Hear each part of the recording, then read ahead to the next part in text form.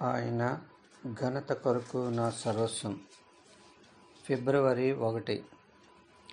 దేవుని పిలుపు. బాప్తిసమిచ్చుటకు క్రీస్తు నన్ను పంపలేదు గాని సువార్త ప్రకటించుటకే ఆయన నన్ను పంపెను. 1 కొరింథీ 1:17.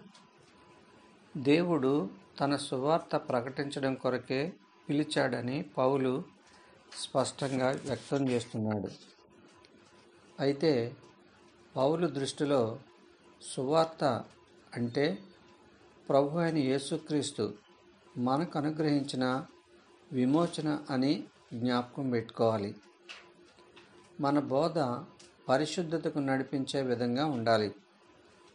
వ్యక్తిగత అనుభవాల్ని కేవలం దృష్టాంతాలుగానే పౌలు పరిగణిస్తున్నాడు తప్ప వాటినే లక్ష్యంగా పేర్కొనడం లేదు. యేసుక్రీస్తును ప్రకటించడం మాత్రమే మనకు అప్పగించబడిన విధి. యోహాను 12:32.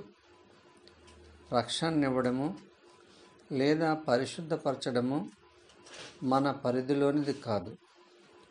నన్ను విమోచించి పరిశుద్ధపరచబడడానికి యేసుక్రీస్తు శ్రమను అనుభవించాడని చెప్పడం కంటే యావత్ ప్రపంచాన్ని విమోచించి పరిశుద్ధపరచడానికి మరియు దేవుని సింహాసనం ఎదుట పరిపూర్ణమైన పవిత్ర లోకాన్ని పునఃస్థాపించడానికి ఆయన శ్రమను అనుభవించాడని చెప్పడం సమంజసమేమో.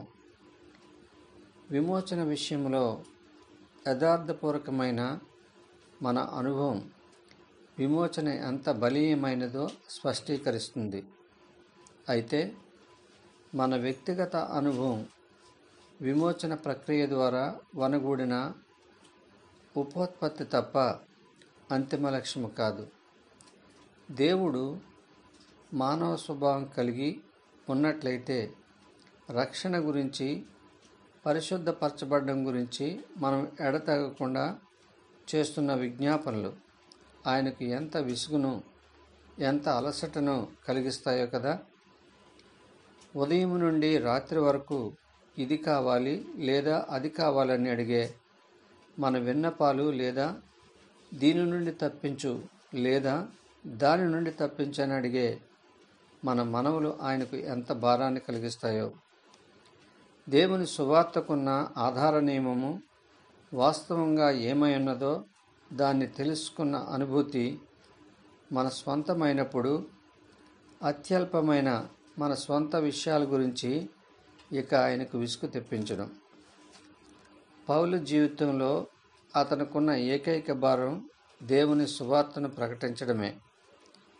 ఈ ఏకైక భారము నిమిత్తము గుండె పగిలేంత దుఃఖాన్ని, ఘోరహింసను పౌలు స్వాగతించాడు. దేవుని సువార్త పట్ల అతనుకున్న భక్తి ప్రవృత్తులను అణుమాత్రమైన ఇవేమీ కదిలించలేకపోయాయి.